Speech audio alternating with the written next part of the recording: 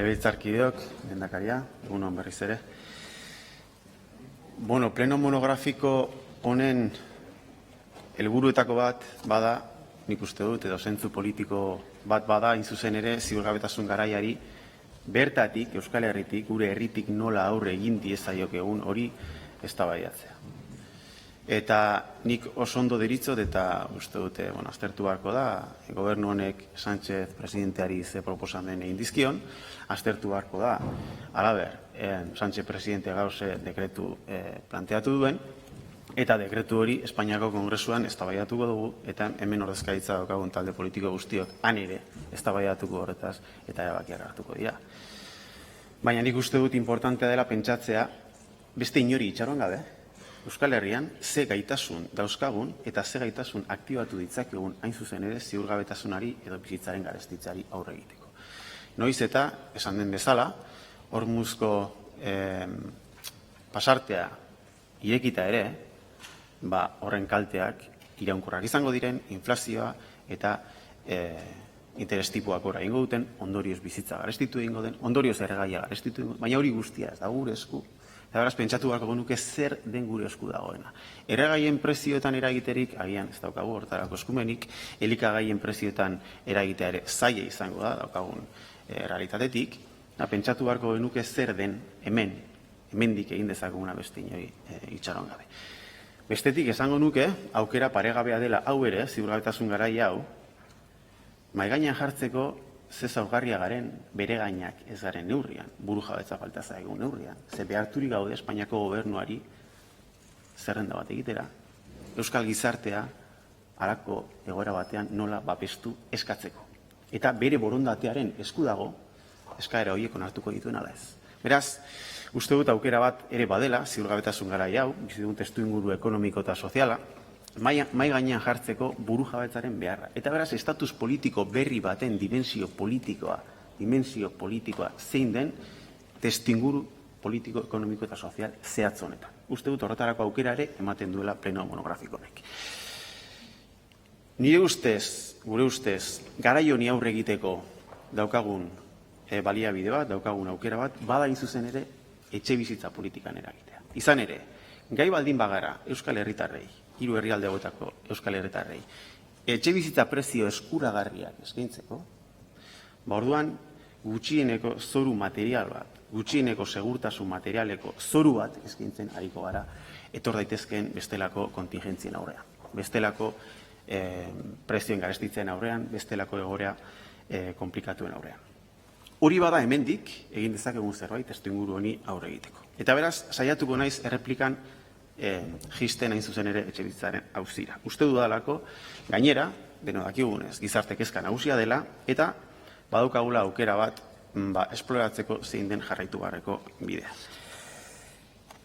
Hain zuzen ere gizarte haustura bat sortzen ari da, etxebizitza, eta nik uste dut nahiko ados egon gaitezkeela, neurri handi baten desmerkantilizatu egin behar dugula etxebizitzaren merkatua.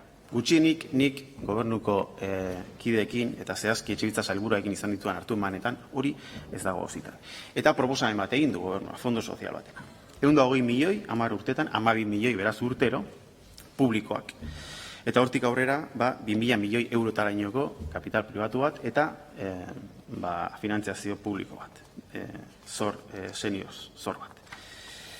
Eta ingo duan saiakera da, planteatzea, nire ustez, gobernuak egiten duen plantamentu honen eta guk egin dugun proposamen artean egon daitezken adostasunak eta desadostasunak. Eta saiakera da, hain zuzen ere, politika zehatzen inguruan ikusteko nuna egon daitezken adostasunak eta partekatu ezakegun ala ez ibilbide. Badago adostasunik. Lehen adostasuna da, etxebizitza publikoen promozioa dela politika publikoen ardatz nagusia eta sustatu behar den etxebizitza publikoa izan behar dela. Derecho superficie edo lurzoru eskubidean edo zein kasutan. Zati bat, alokairuan beste bat salmenta, baina beti mantenduz etxebizitza horien titularitate publikoa. Eta badago bigarren adostasun bat, kapital pribatu ere beharko da, behar dugun sustapen hau egiteko. Eta beraz, pentsatu dezagun Euskal Herria hiru herrialde hauetan ze kapital pribatu daukagun interes sozialekoa. Begira, hemen badago politika bat, hain zuzen ere herri ikuspegikoa. Ez duena dena sektore publikoan eskusten, ez duena dena aurrekontu publikoen esku uzten. Baizik eta planteatzen duena, kolaborazio publiko-sozial bat, ikuspegi komunitariokoa. Eta badauzkagu EPSV-ak, eta badauzkagu fundazio bankarioak.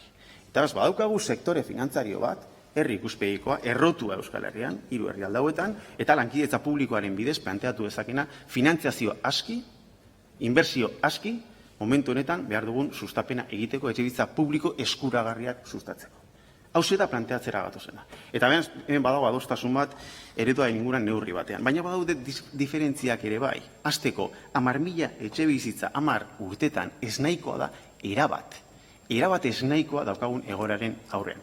Erabat ez nahikoa gainera, si atendemos al Pacto Social por la Vivienda y hacemos un balance de lo que ha sido su desarrollo en los últimos 5 años, pues resulta que el porcentaje de cumplimiento en cuanto al alquiler protegido es del 33% y el porcentaje de cumplimiento en cuanto al parque total protegido es del 50%.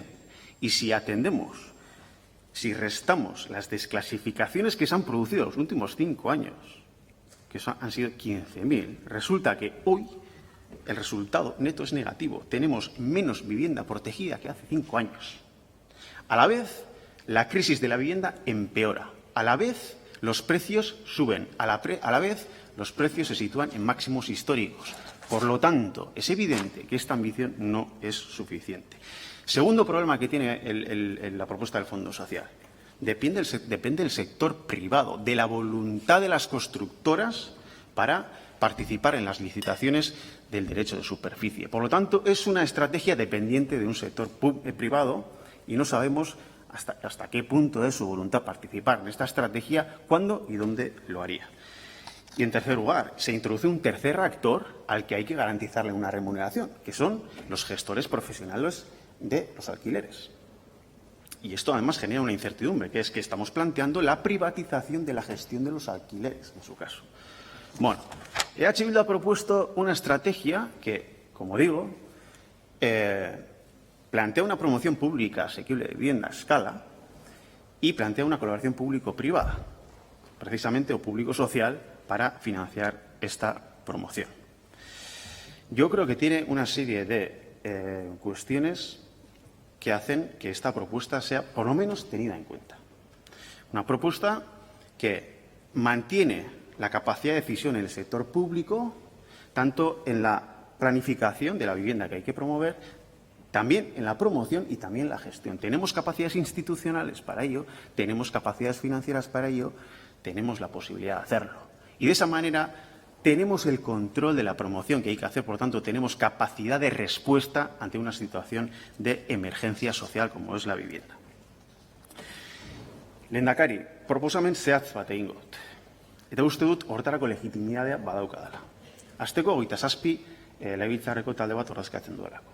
Bigarren, nik proposamen hau zuri orain dela urte terdi egin dizulako pribatuan, muga zergen harira ditu zenuen batzar horretan. Hirugarren, parlamentu honetan aurkeztu nuelako lehenik eta behin 1.000 milioi euroko zorpetzea, industriaren sustapenerako 1.000 milioi euroko zorpetzea, onartu genuen plenoan. Legegintzaldi hontan hartu den erabaki presupuestario sakonenarekin, sakonenaren aurrean, EH Bilduk aldeko bozka eman du. Eta hirugarren, denbora hartu dugulako proposamen hau aztertu, juridikoki, finantzieroki, ondo aztertu, eta zure gobernuko etxebizitza sailarekin kontrastatu dugulako. Beraz, saiatu gara rigorez jokatzen, saiatu gara gauzak ondo egiten, eta uste dut beraz, badaukagula legitimitatea eskaera hau egiteko. Eskaera hurrengoa da. Mesedez, zure gobernuak erraztu dezala talde tekniko baten sorrera, non aditu juridiko eta finantziarioek, gobernuak izendatutakoek, eta EH Bilduk izendatutakoek, aztertuko dituzten 2 proposamenak. Zure gobernua planteatzen duen fondo soziala, eta EH Bildu planteatzen duen posible 30 proposamena. Uste dut merezi duela. Egin dezagun azterketa serio bat, azterketa tekniko bat, serioa, ertz guztiak aintzat hartuta, eta emaitza ekar dezagun parlamentu hontara. Eta eztabaidatu dezagun, zein den, datozen urteetan, etxebizitza publiko eskuragarrien sustapena egiteko estrategiarik onena. Uste dut, bat, legitimitate hori gutxienez eskaera egiteko formalki pleno honetan badaukagula. Uste dut populismotik, askotan aipatzen den populismotik oso urrun landu dugula gure proposamena. Lehenik eta behin pribatuan kontrastatu dugula bai zurekin eta bai Etxebizitza sailburuarekin, eta 2 eta 3 uste dut, 27 legebiltzarkideko bigarren indarrak, auzi hontaz ari garelarik, hainbeste jokoan dagoen momentuan, badaukala hain zuzen ere legitimidadea hau eskatzeko eta goi mailako eztabaida politiko bat egin ahal izateko parlamentu honetan datozen urteetan honen inguna jarraitu beharreko estrategia inguruan. Eskaera xumea da, eskaera umila da, eta uste dut horretarako legitimidadea badaukagula.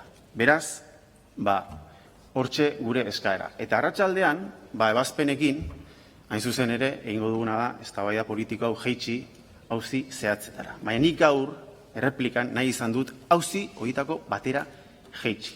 Uste dut aukera bat eskaini behar dela. Asko daukagu jokoan. Etxebizitzaren auziarekin herri honek jokatzen du kohesio soziala. Jokatzen du bere kontratu soziala.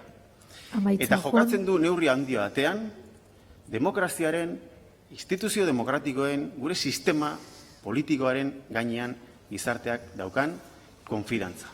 Hoiek hitz potoloak dira. Potoloak dira. Egoera geroz eta larriagoa da. Politika batzuk ez dute funtzionatzen eta dena ez da eskorra. Dena ez da eskorra. Baina bai, denbora asko galdu da. Ez da lurralde plan sektorialik egin.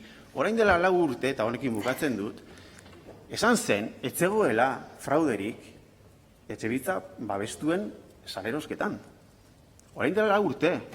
Eta guk gauzio bekarri genuen parlamentura, eman zen erantzuna. Beraz, utzi izagun alako kontuak, eta ez ezagun denbora gehiago galdu. Gu saiatuko gara proposamenak modu eraikitzailean egite. Horretan gabiltza. Baina horrek legitimidea bat ematen digu, alako eskaera sume bat.